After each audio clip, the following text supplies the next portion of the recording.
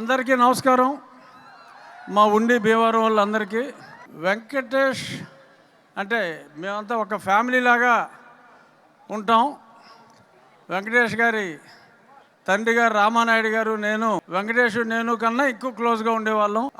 ఇప్పుడు 6 నెలల క్రితం వెంకటేష్ని ఏంటి ఏ సినిమా షూటింగ్ అంటే ఇదిగో ఈ ఇద్దరు అమ్మాయిలతో పొలాచిలో షూటింగ్ అంటే ఇంకా 2 అమ్మాయిలు అని చెప్పి కొంచెం కుళ్ళు వచ్చింది నాకు వెంకటేష్ని చూసి. బట్ అనిల్ రావిపూడి డైరెక్షన్ అని చెప్పిన తర్వాత ఇంత బ్లాక్ బస్టర్ నేను ఎక్స్పెక్ట్ చేయలేదు. అనిల్ రావిపూడి అంటే ఏంట్రా మీ గొడవ, ఏనన్నా ఆగండి. అనిల్ రావిపూడి అంటే మొన్నటి వరకు minimum guarantee hit, super hit అన్నిటిని దాటిపోయింది. ఇప్పుడు ఎవరైనా గొప్ప డైరెక్టర్ అంటారు, లేదా క్లాసికల్ డైరెక్టర్ అంటారు, కానీ అందమైన డైరెక్టర్ అంటే అనిల్ రావిపూడి. ఇది ఎక్స్ట్రా క్వాలిఫికేషను. అందమైన డైరెక్టర్ అనిల్ రావిపూడి. మరి ఆయన త్వరలో అందరి కోసం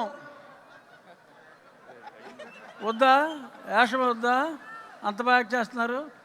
ఎనీహౌ కాలాతీతం అవుతుంది.